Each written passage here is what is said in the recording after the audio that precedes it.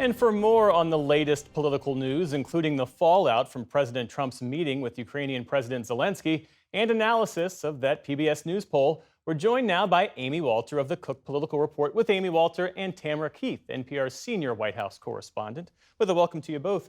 All right, Tam, so according to this PBS News NPR Marist poll, Americans are divided about President Trump's job performance. And in this latest poll, 56% of Americans say the president is rushing to make change without considering the impact of his decisions. That includes 2/3 of independents and 11% of Trump voters. What stands out to you about this? The 2/3 of independents, because independent voters are sort of the canary in the coal mine for approval of what the president is doing. And when you are winning independents as president, you're doing well.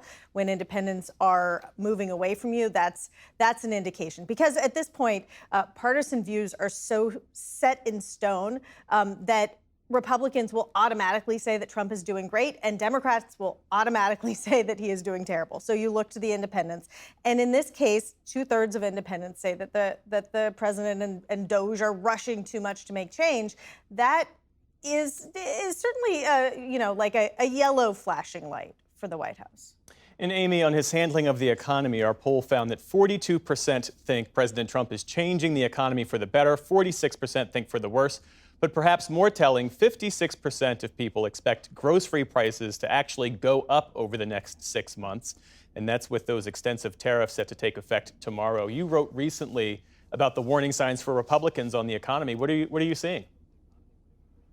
Yeah, I use the same term that Tam did, which is sort of the flashing yellow lights here for Trump and for Republicans. Look, we've seen a couple of things in these last few weeks. The first is a drop in consumer confidence that's being captured in a number of different surveys. And then we see, like this Marist poll, that the president's overall approval rating on the economy is in more negative territory than positive territory. And that's not usually where Donald Trump is. If you go back and you look at the Marist poll from the summer of 2018, which was the last time that this poll asked about these issues while Trump was in office. So there wasn't any data from 2017. But at this point in 2018, opinions about Trump overall were much lower. Opinions about his handling of immigration, his handling of foreign policy, much lower than they are now. But his opinion on the economy, how well he was handling the economy, much higher back in 2018 than it is today. And I think a lot of it is driven by the fact that there are so many voters out there, especially independent voters, who voted for Donald Trump with the really emphasis on his ability to lower prices and to focus on the economy. And that's one other number that has been showing up. This one was a CBS poll from this weekend. 80% of voters saying inflation is the top issue for me. And yet only 29% think that Donald Trump is focused on that issue. Tim, meantime, it would appear that the fallout from President Zelensky's calamitous visit to Washington, that Friday Oval Office meeting, the fallout from that continues to grow. President Trump and his top advisors continue to criticize Zelensky, his outlook on the war, his demeanor. They're suggesting that he might need to resign. They're also saying that he doesn't necessarily want peace. The rhetoric from the White House in many ways mirrors the rhetoric from the Kremlin, trying to paint Zelensky, not Putin, as the warmonger. Yeah, and President Trump was asked about that today and didn't really engage on the question despite being asked and hearing the question. He does not seem to be concerned about Moscow being very happy with the rhetoric coming out of the White House. But the White House was clearly very happy with how that meeting went, with the blow-up, with all of the attention that it generated. Because if they weren't happy with it, we would have seen President Trump. We would have seen him over the weekend. We would have seen him today. But instead, he has been quiet. He has not wanted to step on that news cycle. And then what you've seen is Republican allies of the president going on Sunday shows, otherwise going out and backing him. And there's a reason for this in part. The public has gradually, over the last several years, in part because of Trump and other Republicans, and in part because Russia has done a decent job of getting its views into the American bloodstream, the American public has really soured on Ukraine in this war. Amy, on that point, I mean, the same partisan attacks that sought to rehabilitate the January 6th rioters, you could argue could also tear down President Zelensky. How fixed are Americans' views on the war in Ukraine?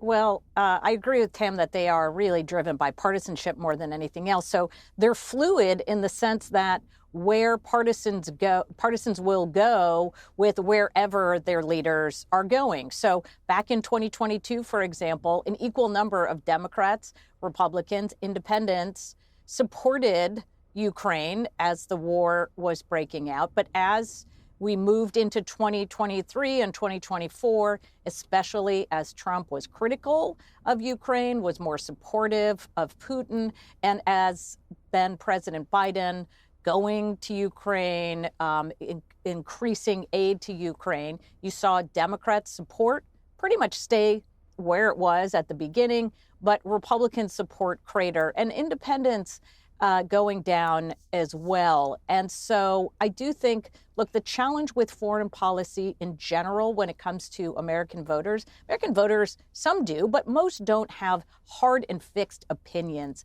especially about the state of the, where the European line should be drawn or not.